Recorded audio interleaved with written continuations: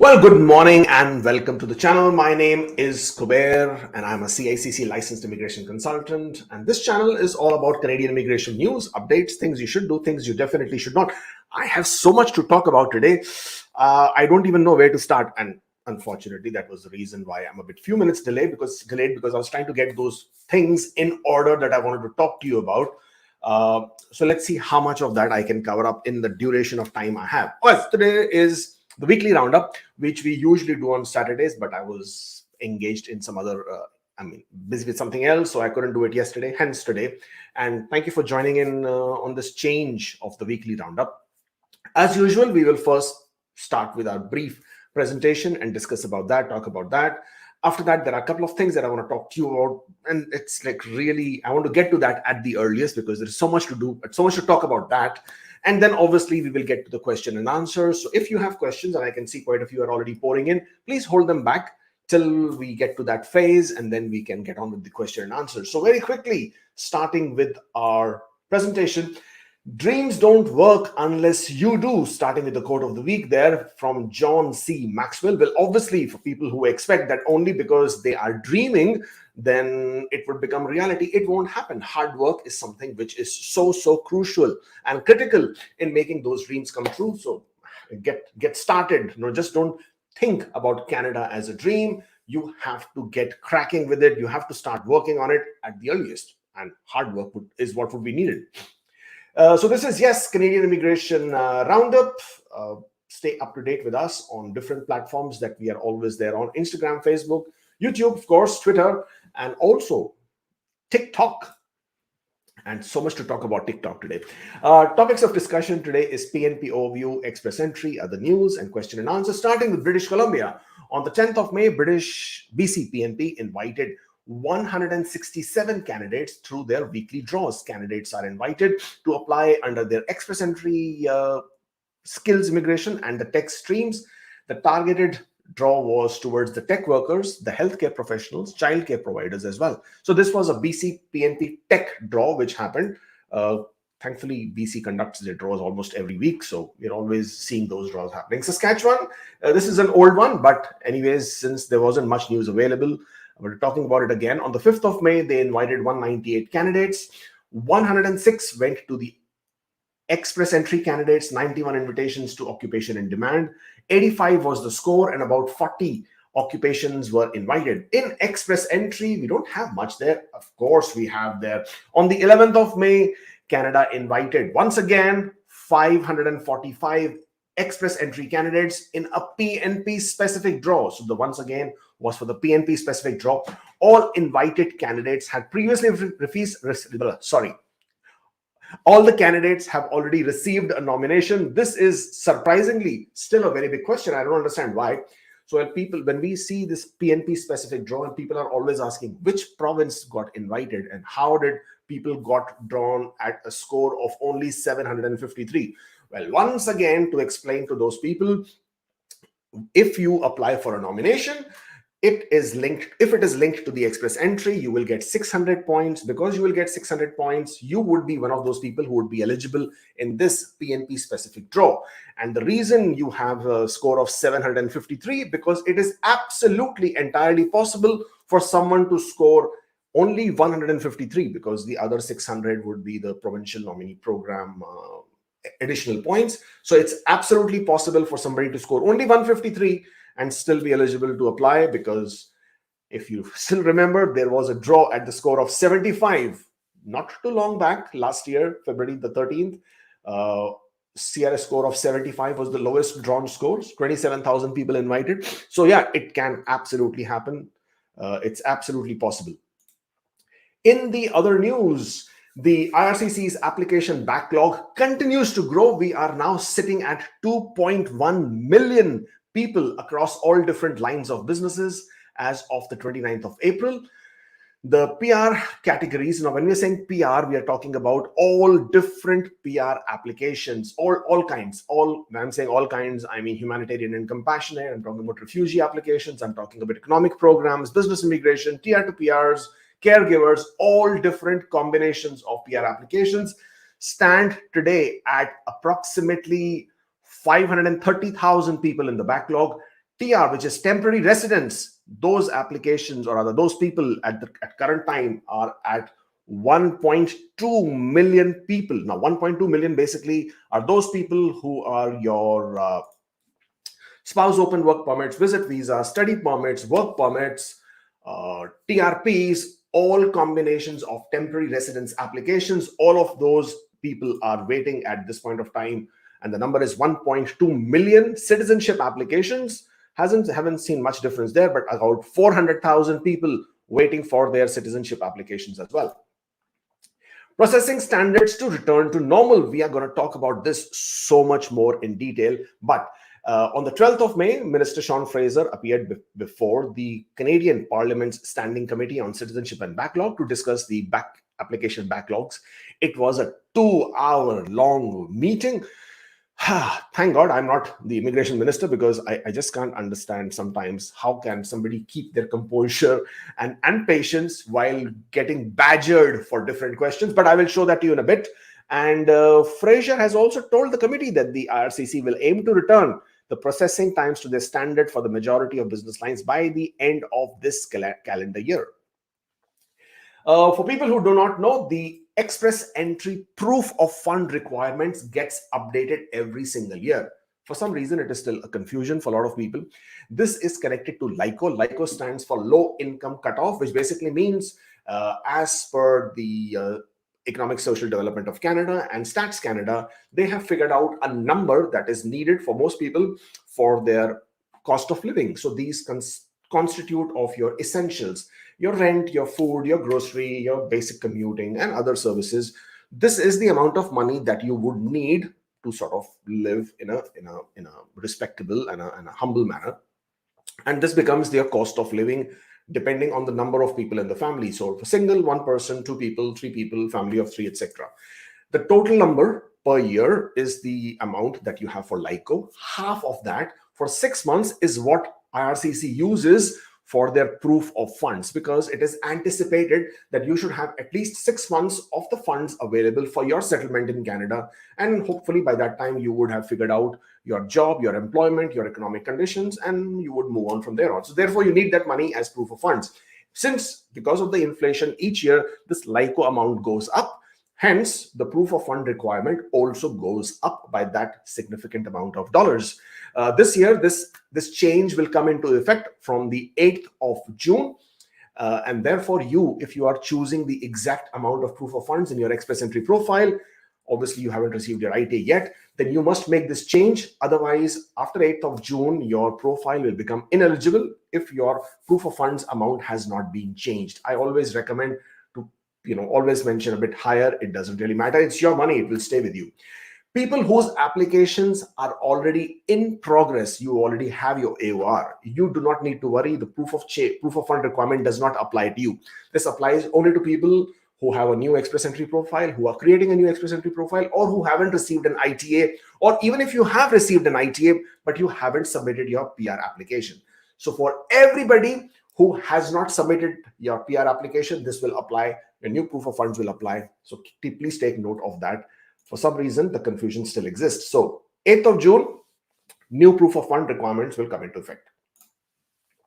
That's basically all that I have. I very quickly went through this. Today's presentation. Connect with us on social media, Instagram, Facebook, YouTube, and of course the Twitter. And if you're still here, then smash the like button and obviously give us that Hulk smash so that this video goes on to more and more people. And at the same time, also please do subscribe to the channel. It's very important. I want to see the numbers. It keeps me motivated. It keeps me coming back and doing this all the time. But now coming to the crux of the other things that I want to talk to you about. And what do we talk about first? Let's talk about the parliamentary meeting. Okay. Now what happens is that obviously the House of Commons in Canada also has committees for different aspects that will concern the Canadian residents, Canadian citizens. One of them is the Standing Committee of Citizenship and Immigration. It's a very, very aggressive committee. When I'm saying aggressive, means the participants of this committee are not people who will hold back. They basically absolutely demand the answers and that people, you and I, we have from IRCC and from the immigration minister. So I'm going to share with you that in just a bit. But But I enjoy watching those parliamentary meetings because that gives me so much more information as to what is happening, what is IRCC thinking, what are the ministers thinking, what the whole plan is, whether it's working, it's not working. Sometimes you do manage to get some more information out of these parliamentary meetings. They're not small meetings. They run for 1 hour, 2 hour kind of a thing. So if you're looking for information, you need to go through the whole meeting to understand what exactly transpired there. Different members of parliaments are given slots in pieces of 6 minutes each, in which they can ask their questions. The Minister of Immigration, which is Sean Fraser at this point of time, would answer those questions. And then there could be a follow-up and a back and forth. And then again, different ministers, different MPs would take their turn and ask the similar different questions that they may have from their constituents and from the people that they are representing. So this is how this standing committee meeting will usually transpire. The link for the meeting that I'm talking about is in the description.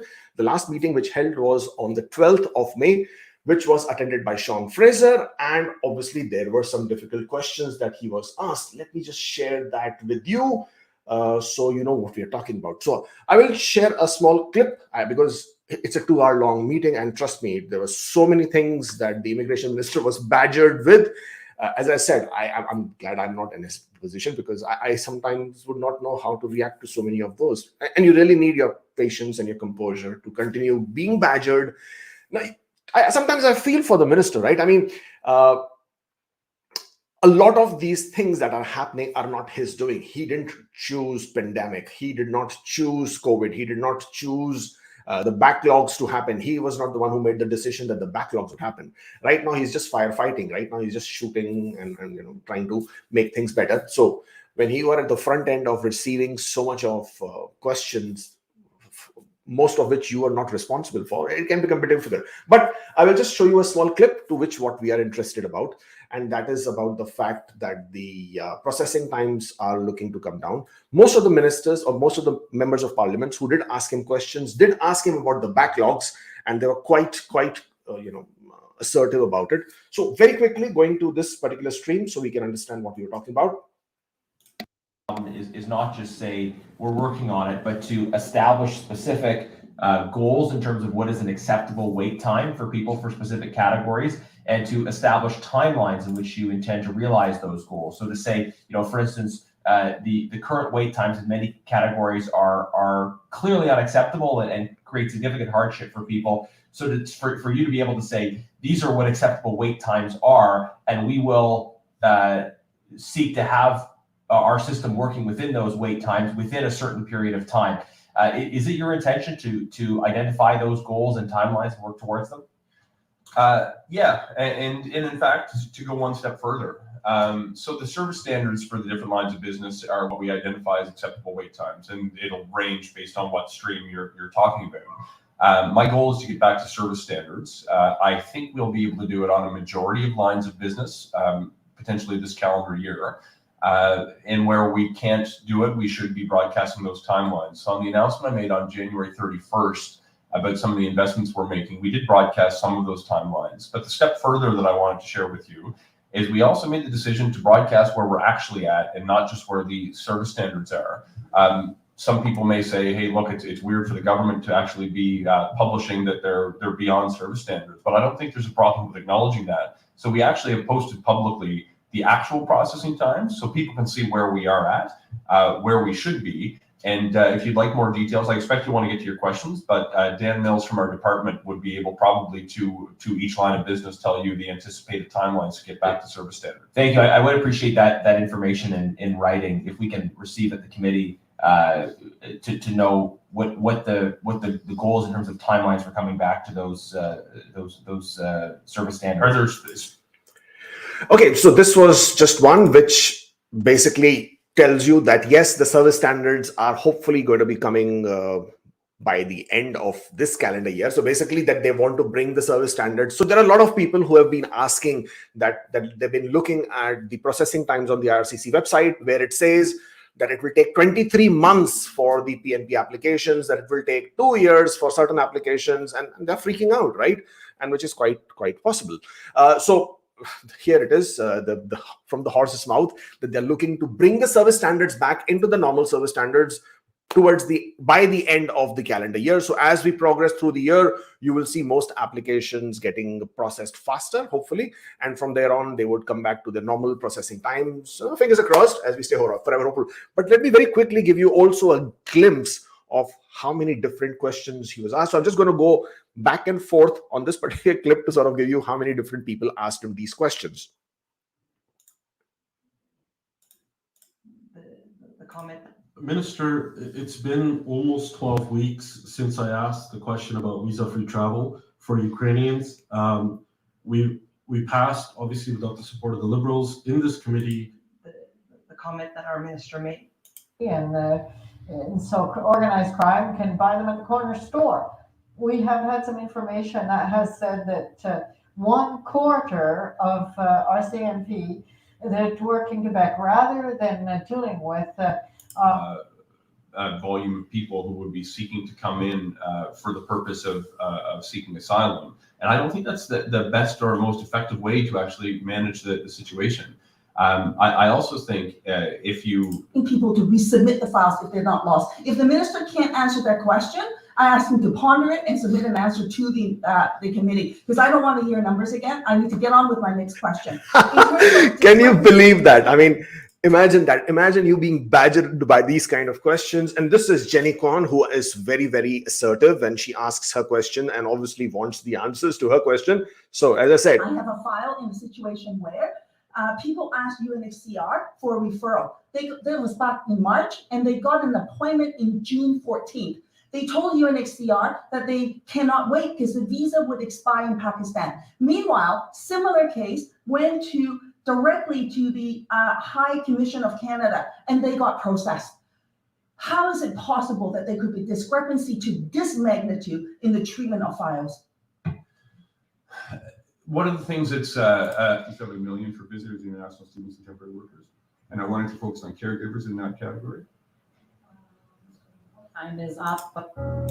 This is about the PRTD. 2022-2023. What it takes to get through these cases, not regions of... You said you had a plan. My first question is simply, can you give us that plan? Can you provide it to us in... Well, enough of those. I mean, I'm sure you will find this quite insightful if you at least have 2 hours to sort of, watch this video. As I said, the link is in the description box. So please, by all means, do take a look at it. As I said, it can be quite insightful to understand the different questions the minister gets asked and how many times he will obviously get badgered for not having an answer sometimes. And sometimes I feel for him. But that's his job. That's the job he has picked himself to be in. And he has a responsibility to deliver to you, to me, to everybody else who is filing applications, who is demanding a service, because, hey, that's your job. That's your responsibility. So, pull up yourself and start delivering. Now, okay. That is basically what I wanted to talk to you about. There are quite a few other things, but I think then we will not have enough time. We'll keep those other things for the next session, whenever we do it next week. For today, we will get on with the question. And if you guys are still here, then you must subscribe to the channel and obviously smash that like button so we get out to more people. First question from Bharat says, PR application in progress, applied for Bridge Open Work Permit, not received VP extension, only accept PGWD doc yet. Is it implied status considering only on receiving the above document? Well, if you have applied for Bridge Open Work Permit, you would receive AOR. If you receive an AOR, you can start working, okay? And if you already have an existing work permit, obviously you have an existing work permit in progress, and then you have a Bridge Open Work Permit in progress, you are on an implied status, you can start working, there is no problem. Considering that your existing work permit is a postgraduate work permit, it's an open work permit, you can work for any employer. Now, just because you have not received a WP extension only except PGWB, I do not know what you mean, by which kind of a document are you referring to? It doesn't mean anything. You can still work as long as you're in an implied status. Same conditions as your previous work permit will apply. Maxim says, passed my medical in September. However, on my EE portal, it says I passed medical exam in December. What date will be considered? The date your medical center uploaded the exams, your exam results to IRCC portal, that date will be considered. Not the date you appeared, not the date they assessed, but the date on which date your medical center uploaded the exam results, your test results to IRCC. That date is what will be considered for the medical expiry. Okay, if the spouse is added after AOR, will the principal applicant also be assessed from the start for cases that you're handling? How long does it take for PPR where the spouse was added? If a spouse has been added after AOR, I have seen a process time can vary from anywhere from 3 months to 6 months. Will the principal applicant be assessed? We do not know. From your question, we don't even know whether all the checks for the principal applicant have been completed. So if your question is, will the scores be recalculated? No, the scores will not be recalculated. But if there are any pending assessments still to be done, then of course those will be done. But any new checks will not be done just because you added your spouse. Okay, all right, too many acronyms there. But for PCC, I gave LOE, SSP, PCC, APT. Now I got PSK, PCC. Should I submit or wait for ADR, FSW, ROC, AOR 2020? Well, if you were asked for a police clearance and you provided your police clearance as per the IRCC's requirement, then you don't need to upload another PCC. But if you have it anyways, yeah, go ahead and upload using a web form. But since you've already responded to the ADR, you've already provided the PCC, and until you mention that I'm going to provide something later on, then there is no need to do anything later on.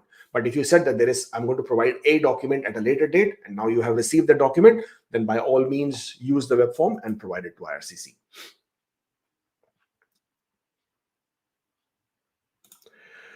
IRCC says your file is Visa Office Nairobi. I did all steps. What does mine?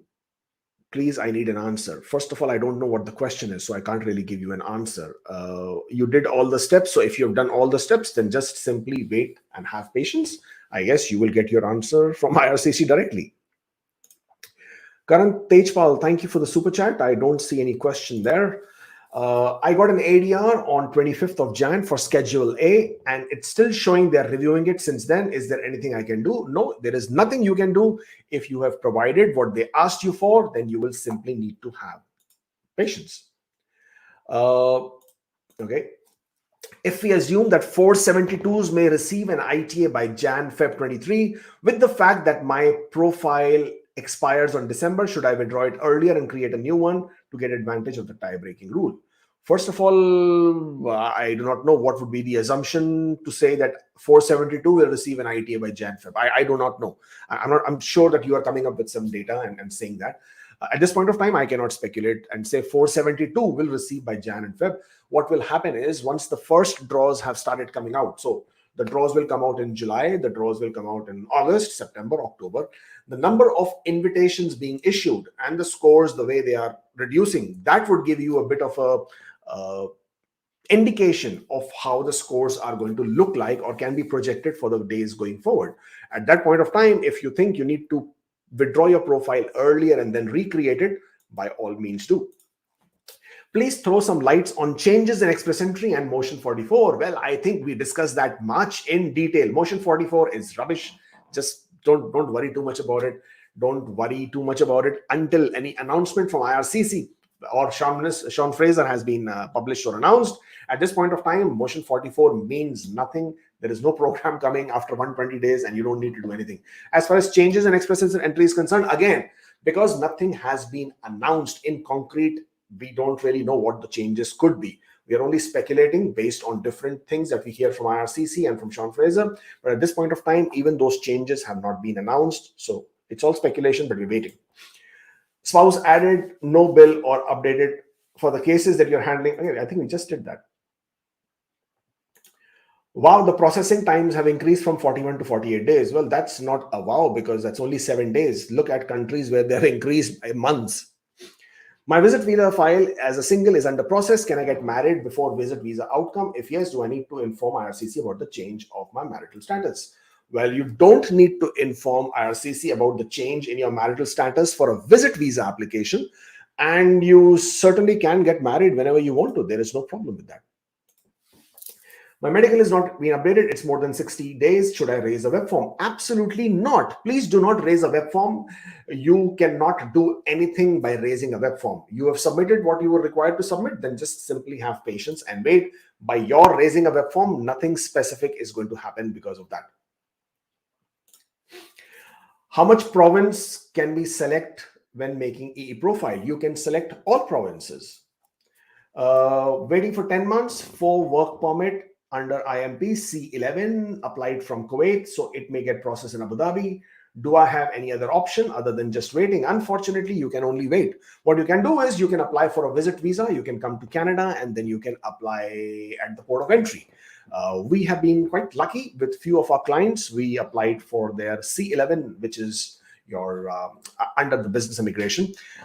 We applied for their work permits at the port of entry and we were able to secure one. So yeah, you could take a chance with that if you wish to. Okay, Lynn Harris says medicals were cleared in June 21. Now it's blank. Does this mean remedical or rejection or extension? Well, it means nothing of that. It basically means that your medicals have expired, and if IRCC needs a new medical from you, then they will ask you for it. Waiting for PR in Quebec. It says that it might take up to 31 months for my application to be processed. I want to get married, but afraid it may delay my PR even longer. Well, if you don't get married, then yeah, that might be even more trouble for you. I mean, I'm just saying that. But no, please do go ahead and get married. The application process with Quebec already takes a lot of time. There is no way to say you will get it in 31 months. It could be 36 months. It could be 40 months, or it could happen in 24 months. But that should not hold you from living your life, from continuing to do what you would have done under normal circumstances. This is just a process. It will take its time. So don't let this hold you back from doing anything else that is much more important in your life. BCPNP 2020 Express Entry AOR West was already done. Based on this, I have applied recently. The university from which I've done masters 10 years back landed in some controversy. Yeah, but I don't understand the question. So yeah, I don't understand the question. If you already applied for Express Entry, you already have a West report, so you don't need to worry about the credentials of the university or the controversy of the university. I think you should be fine. If you applied in November 2020, you would have already cleared your R10 completeness and hopefully the basic assessment. If you're worried, apply for the GCMS notes, and that would give you a better understanding of where your application stands. Closed work permit, please. I do not know what you are talking about, but if you're asking me how long it's taking, well, it's taking the same amount of time an open work permit is taking, which is at this point of time almost 1 year. I wonder what the rejection rate of TRV multiplied by 100 is. Well, do you also wonder what the cost of assessing each application is and how many visa officers have to sort of go through the application and conduct the basic check? Well, try to calculate that as well. A visa officer may be paid at the rate of, I don't know, certain amount per hour, and then there is a cost of systems, there is a cost of running a visa office as well. So think about that as well. Only $100 is what Canada charges you for TRV. That's like it's as less as it can get. I can't think of any other first world country which is charging you as less as only 100 Canadian dollars for a TRV, which can be for up to 10 years, multiple entry. I mean, how many countries are charging you that kind of money? Think about it. We got PCC Schedule A, remedical, same submitted on 27th April. When can I expect PPR? Hopefully soon. My medical is not updated. It's been more than, we just did this. Please, does NOC 2021 will be applied in July? No, I don't think it will be applied in July. If it has to apply in July, they have to make fundamental changes to IRPA and IRPR, which is Immigration Refugee Protection Regulations and Act, and it would take a lot of time to do that. Did this. Bangalore office processing spouse open work permit. Many are waiting for more than 2 months. Well, it's taking more than a year at this point of time from all visa offices in India. Can we show investment in shares, treasury bills, etc., etc.? What exchange rate should be used to assess proof of funds? Well, any instrument that you have which can be transferred for cash on demand and on face value, you may use it. And to use the exchange rate, you can have the bank or the institution give you the exchange rate in writing on that particular date, or you can also use the screenshots from the Bank of Canada Reserve Bank, from the Bank of Canada website, equivalent to your home country's exchange rate, or you can take the Reserve Bank of your country's exchange rate versus a Bank of Canada versus a Canadian dollar exchange rate, and use that as a screenshot to show that this is the amount of funds you have and this equates to this much Canadian dollars, and therefore you are complying with the proof of fund requirement. Received nomination from Saskatchewan province. Congratulations. Biometric done. When can we expect PPR? Soon. I mean, because when you will ask me these questions, when can we expect PPR? I don't know. It will take time. Whenever it will take time, you will get it whenever you have to get it. So there is no way for me to say, okay, you've done this. Now what happens? There is no way to say that. There is no timelines. There are no milestones that after you've completed this, after so many days, this will happen. There is no fixed track or timeline that will apply in anybody's application. So if you're going to be asking me questions, when will I get a PPR? When will I get an ADR? When my ADR will be assessed? When my application will be reviewed? I can't tell you. I can only say it will happen soon. Why isn't postgraduate work permit extension being provided to those people whose work permit expired from November 27th to Jan 31, 2022? Well, first of all, we do not know whether that they will be given or not. I think a lot of petitions have been signed. Somebody in IRCC has dropped the ball on that one. They should have actually, looked at work permits expiring not from November 27, but from September. Why are you saying November 27? I mean, why not October? Why not September? I mean, what wrong did those people do whose work permits were expiring in September and October and, obviously November? So I think IRCC has dropped the ball on this one. And because the exact criteria and exact requirements have not been announced yet, not been published yet, there is a very high chance and high possibility that they may actually include those as well. So fingers crossed, let's see. Once they announce, we will know better as to what's happening. Give some updates regarding the Ontario Tech Draw. Well, once the draw is conducted, we will then obviously give you more updates. At this point of time, the draw hasn't happened. My visit visa as a single is under, okay, we just did this. We are FSW candidates, but me and my spouse, we live in two countries. Can we do post-ITA process in same country, or should we get all process in one treatment center? You can get it done in any country. You can be in different countries. You can be in different cities. You can be in same country. It does not matter. So don't worry about that at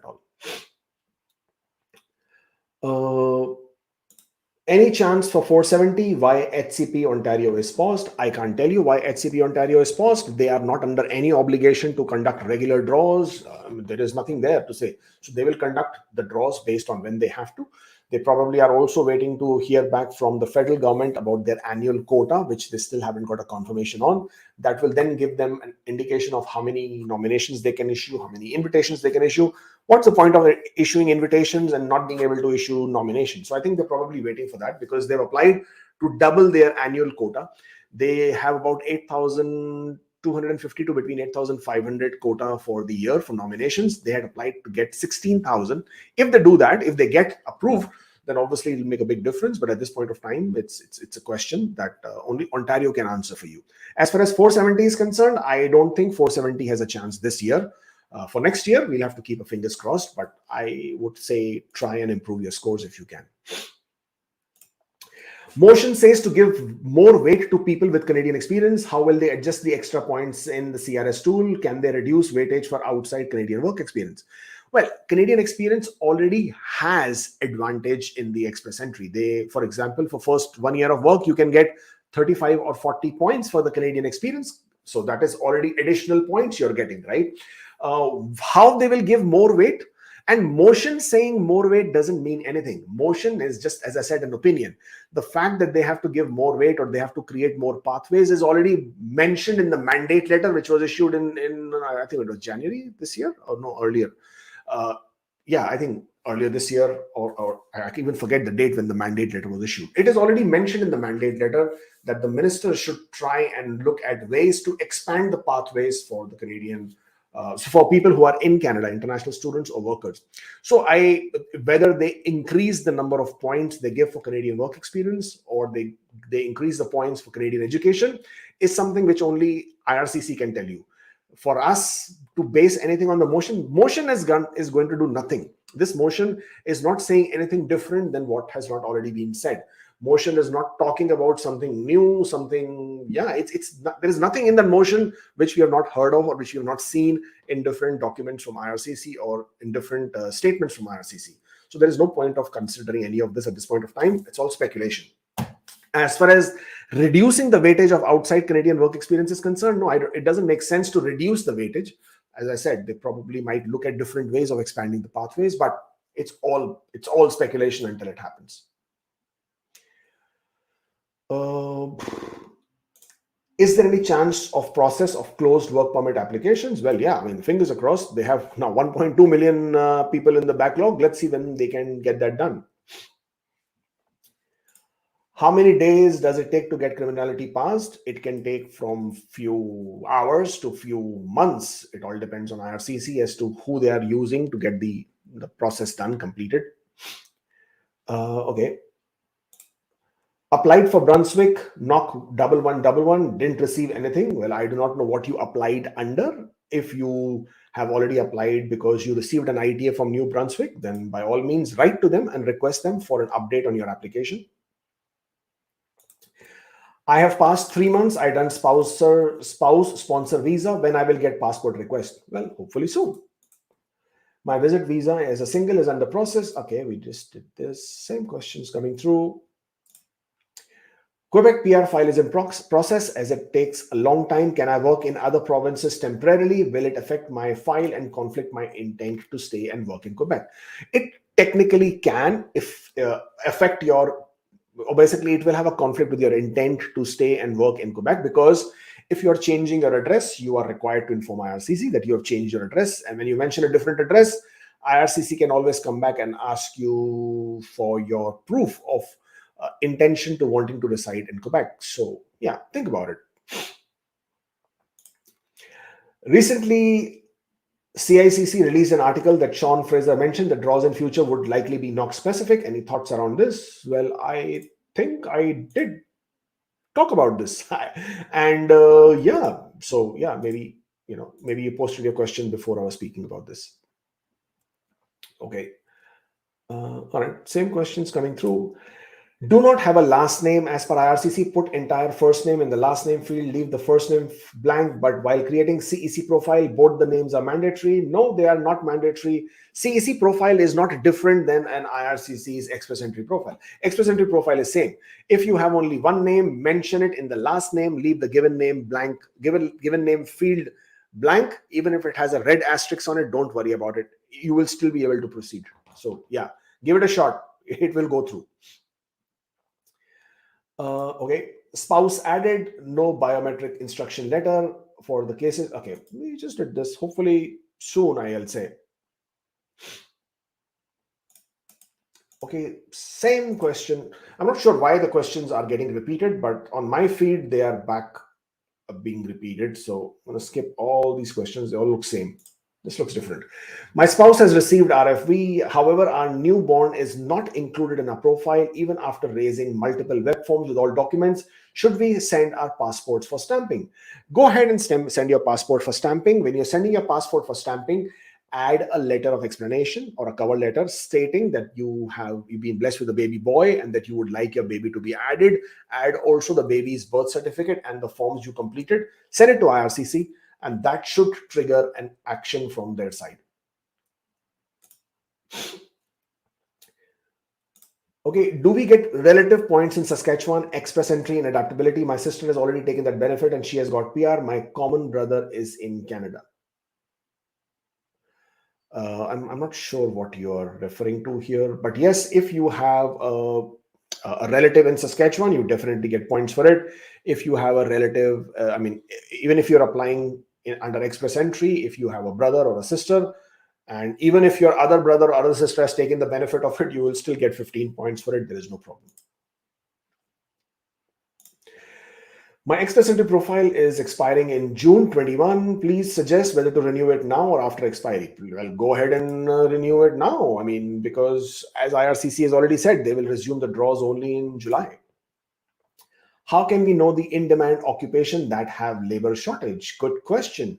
You can check the ESDC report, Stats Canada report on the job bank, and see which jobs have been listed as being in shortage, or which have more demand in different provinces and different cities. Do you have any video on mandamus? I'm thinking of applying for one. I want details on how to apply, cost, and how powerful it is in getting my profile some attention. Well, we did do a video with Stephen Murins a few months back, and Stephen is a lawyer, immigration lawyer, and he did discuss about the writ of mandamus. Writ of mandamus basically is an order given by the court to an institution to make a decision on the application, which they haven't done. That's how powerful it is. It's an order by the court. If the institution doesn't take action on it, then they will be in the contempt of the court, and then nobody wants to do that, right? So that's how powerful it is. But in order to get the court to rule in your favor, that is not easy, because there are some very strict conditions and criterias around you being able to file a successful writ of mandamus. But for this process, you should be talking to an immigration lawyer, because only they are authorized to give you advice on this and to file this on your behalf.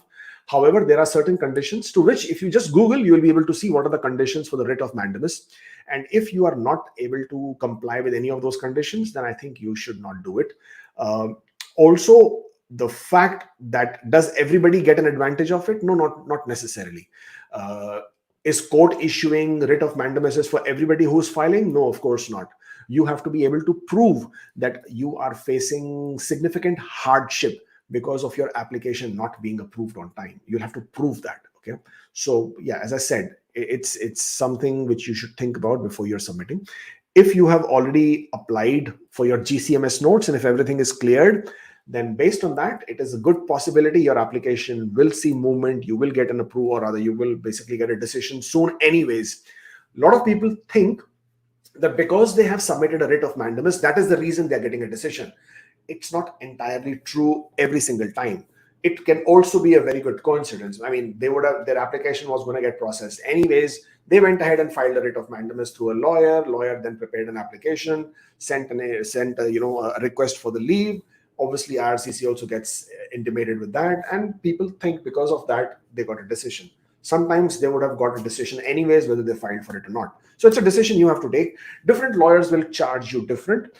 There would be a fee to submit an application for leave. Now, if that happens, they may charge you anywhere between $1,000 to $2,000. But if it goes to trial, if at all, then there could be some added exorbitant costs involved, because obviously a trial would cost you more money. So discuss with an immigration lawyer and see how much they would charge you, and accordingly take your call. Amankar, thank you for the super chat. Unfortunately, there's no question there. I have passed my medicals, did not receive any update. Eligibility is pending. Do you know the process pertaining to those two? Well, I know the process. If eligibility is pending, means the most critical part of your application hasn't started. If the eligibility has not started, means they haven't assessed your documents, they haven't assessed your background, they haven't assessed anything. So yeah, there is a lot of work to be done yet. I have bank statement and relieving letter to support my reference letter from employer. Is it enough to solidify my work experience? That's all I can manage. Well, part of your application is your work experience. In your work experience, you need to prove three things. First is your period of work. So from which period to which period did you work? How many hours did you work? That needs to be validated. Second is your knock code, whatever you have chosen. So your duties and responsibilities mentioned in your reference letter is going to validate that. And third is that you were paid for it. So you will show your pay slips, pay stubs, income tax returns, bank statements, salary vouchers. All of this in combination is what IRCC is looking for to establish whether you do have the genuine work experience that they're looking for.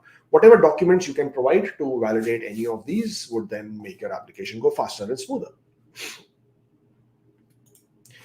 Do you think they are going to stop CEC again next year if the backlog increases as they did in 2021? Well, the backlogs are on the way down. They're reducing. So I do not know what you mean, but they will stop CEC again.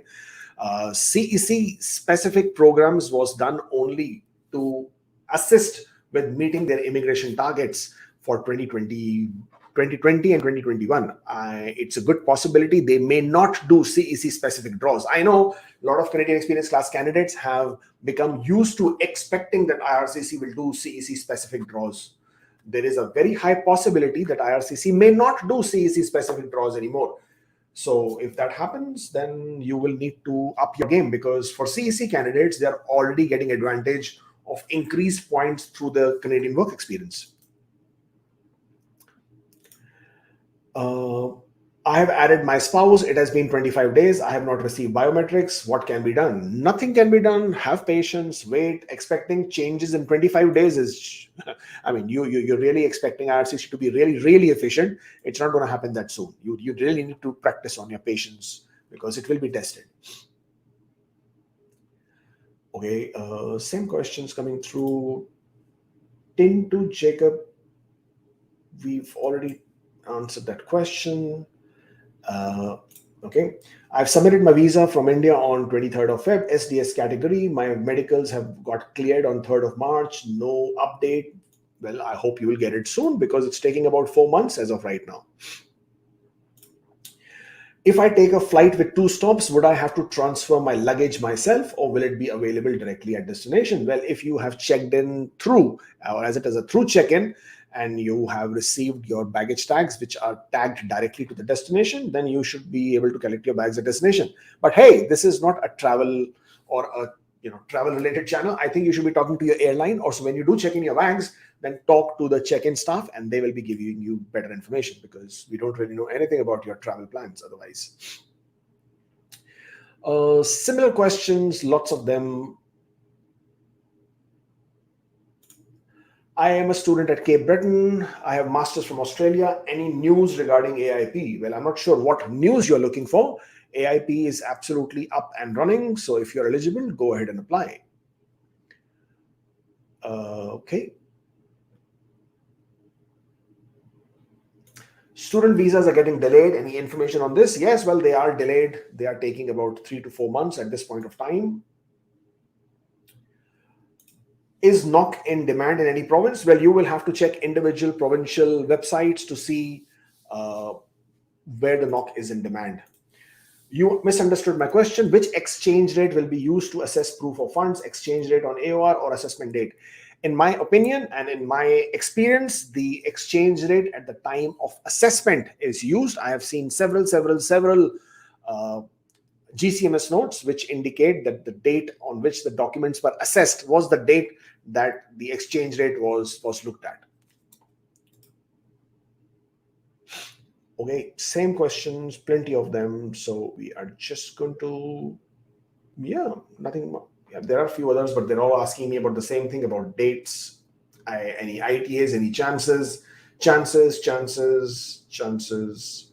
So I guess, okay. Any added benefits for candidates with French abilities? Well, if you haven't realized, there are significant benefits for people who can speak in French, who are francophones. Yes, you can get up to 60 additional points. Yeah, it's a huge benefit there. Okay, applied for visitor visa, attend family wedding in March 2022, but no update. Yeah, because visit visa application is, as of this time, taking on nearly 3 to 4 months. That's why. Received COPR, port of entry stated as Edmonton, but we plan on landing and living in Calgary. Would there be any issues? No, there is absolutely no issues whatsoever. All right, same questions coming through. So we are just going to end this right now. Thank you so much for joining in. If you're not following us on Instagram, then please do so. And we are also on TikTok. Yeah, so please do follow us on TikTok. Ask Kubeir is the name there. And don't forget to subscribe to the channel. It's great to see those numbers going up. So it's always nice to see the numbers going up even more. Thank you once again for joining in. It was great again doing this roundup, and we shall see you next time.